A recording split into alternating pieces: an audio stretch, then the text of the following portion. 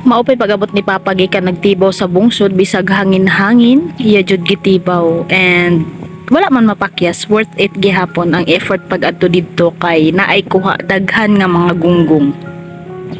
Tara aton adtuon. Dugi.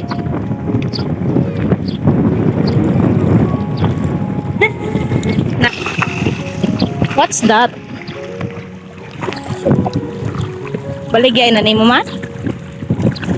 Oh, baligay. Look at that. Naidaghan nga mga katambak. Naapay basura. Minsan may naglabay ang mga basura.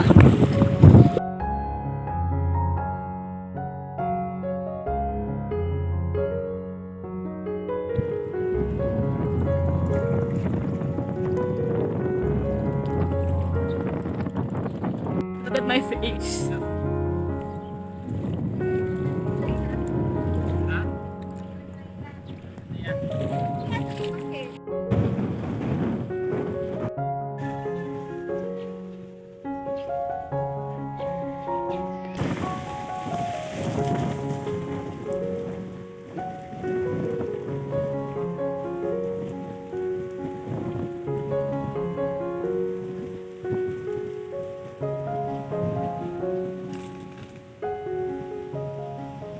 As usual pangga kay walay laki diri sa amo maong si mama gihapon maoy katabang ni papa sa paglayong sa mga isda. Proud kayo ko sa akong mga ginikanan maong I will do anything to make them happy. Anyway pangga maon ni tanan ang kuha ni papa sa duha ka bungsod ug naapoy tulo ka kugtong or grouper fish, mga dagko kay sila no, mga sobra tag usa ka kilo ang bawat isa. Char. Bitaw tungod sa ilang kadagko dili na sila kaya nga i-breeding kay basig ang uban dito nga masimilya sa cage ni papa is ilang pangaunon no, so maong gibaligya na lang ni namo 500 ang usa. Mga presko pa jud kaayo ni sila, so suma pa ni papa nang sulod ni sila sa atong bungsod kay tungod sa kusog nga habagat. That's why makaingon jud ko nga advantage para sa mga naay bungsod kung habagat. Kay ang mga isda gikan sa lawod, mga saag sila diri sa may hunasan dapit manood sa bungsod. Kasi madugay itong usa. Haman sila ngayon? Ato na nanggit. Pero syempre nakadepende pud na sa kung unsa ka bakod ang imong bungsod, kay base niyag paghuro sa habagat nangabali ang mga kahoy nga imong gibutang didto aw di na lang ta moasa. So di na ta magdaghag storya, magsugod na tagpili. By the way, kaning iyang alasahon ni papa is mauni gitawag nga bayang, lamian na siyang isugba, tinula og prituhon. Last time nako nga nakakita og ingon ani kadakon nga bayang is kadtong elementary pa ko, unya kaning gikaptan ni Glimalin, akong siswang is mauni gitawag nga mamsa. So daghag lain-lain nga klase sa mga isda nga nanulod sa bungsod ron kay tungod lagi sa habagat oy magsige na lang kog balik-balik ani char. So kani nga panagat is weather lang no, kung kanus amo kusog ang hangin na ay mudagsa nga mga isda o kung kanang season sa mga danggit daghan pud og makuha. Senyorito. Si mama binili mo ka rebe? May Silang kilo siniday.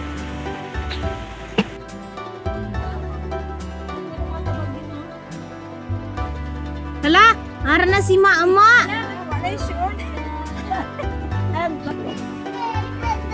Girl, hi! Ito sa ayaw dancer.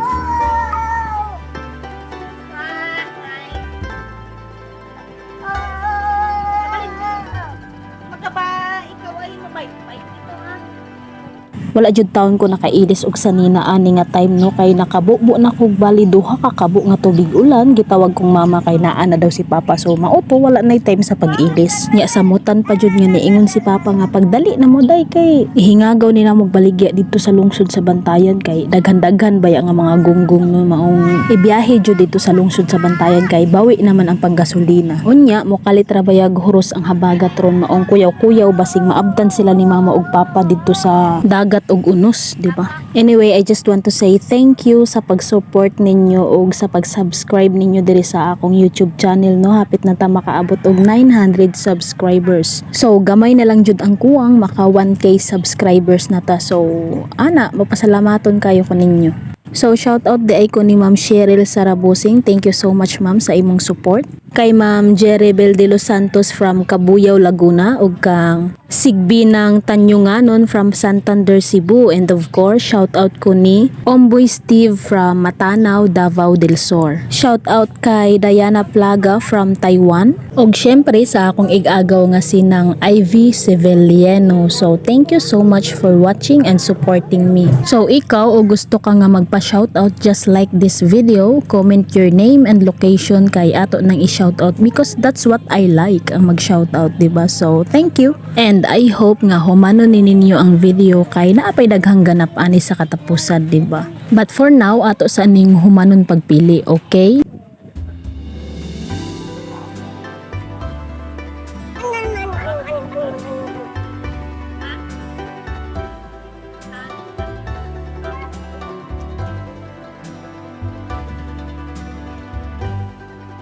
Talagang kung paggawas natin kami, langkit na lang mo.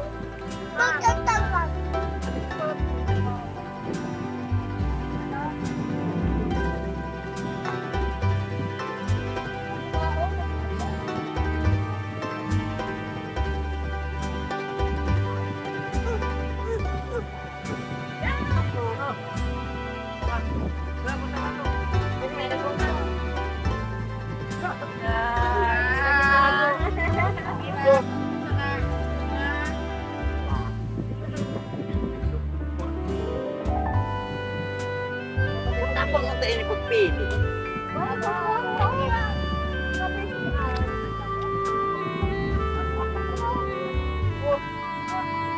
Maman di ano?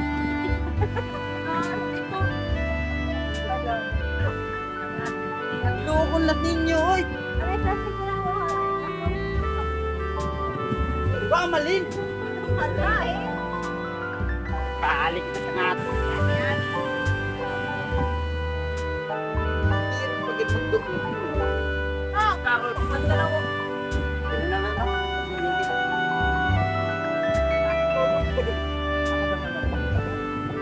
Okay, may pagkuhan.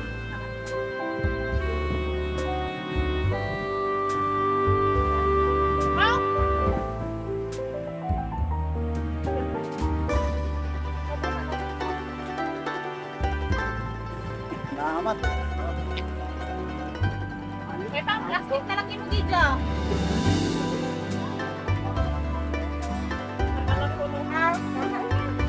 Ikaw.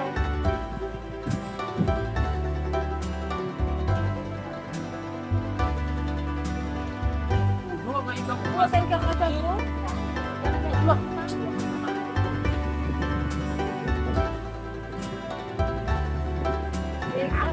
Ikaw.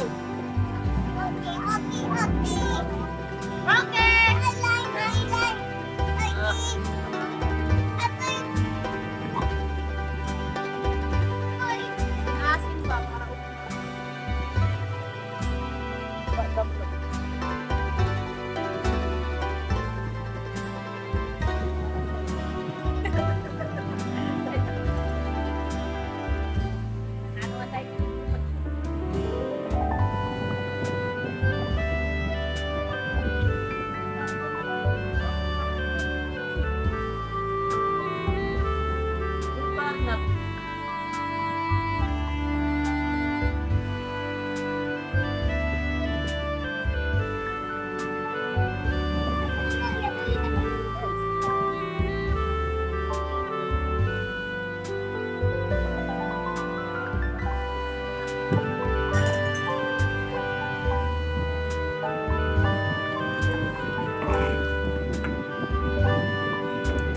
nagdasay sopa sila. Sadya ba ang napili? Saan sa pa?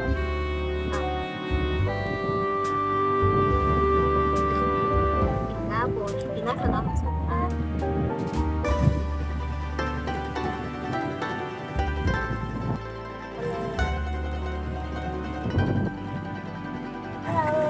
Nambay.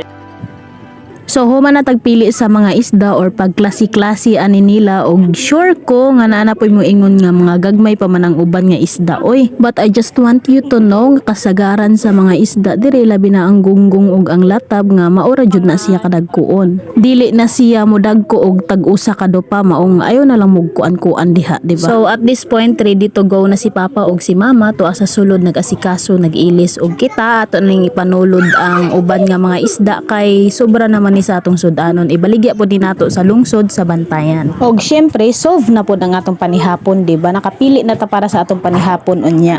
As you can see pangga pasingadto na sila ni Mama og Papa sa lungsod kay ibaligya na nila kaning ilang gidala nga gunggong. And then ready na pod ang mga crabs, ang balinggitan ug ang atong lambay, then naprito na pod ni Malin ang mga isda. So karon magsugba ta aning bayang. Nauli na di ay si Mama ug Papa dali ra sila dito sa lungsod nagpalit ra sila orange og mango kay favorite sa ilang mga apo. Ug kaning manok nga gihatag ni David atong giadobo no tambok kay nga klase sa manok unya kaning pinirito aton ni siyang isarsado. So dali ra man ang pagluto oy.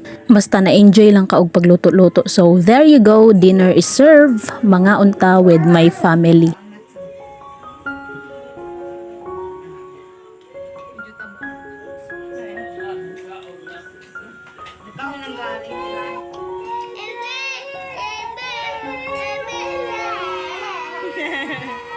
Ano na naglolo? Okay daw, natabo na.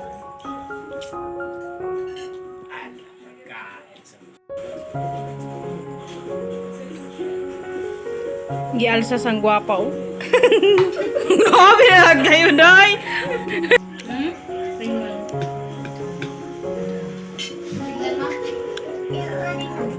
Lami be? Gel.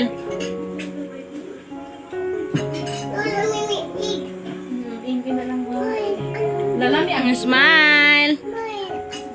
Ang gani.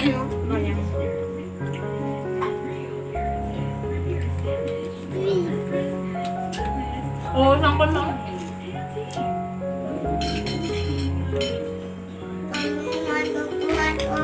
Salam.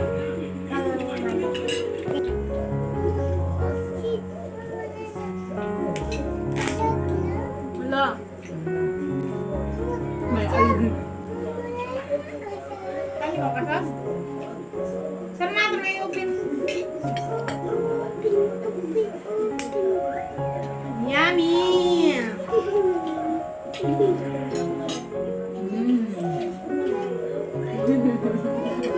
Balik ka sa kasal mo. Hello.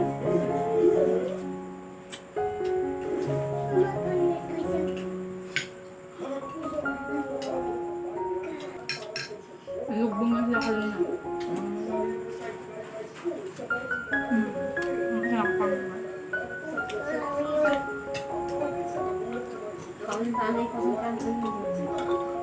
Ano di sama?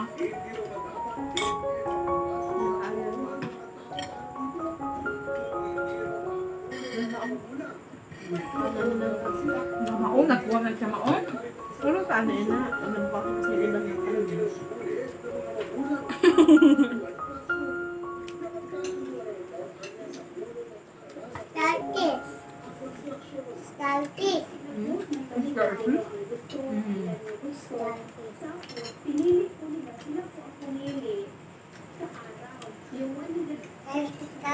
para maklaro na yung muna. Mama, may lapar.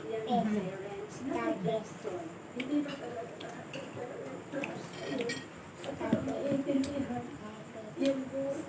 Bye-bye! Mga unanay kami!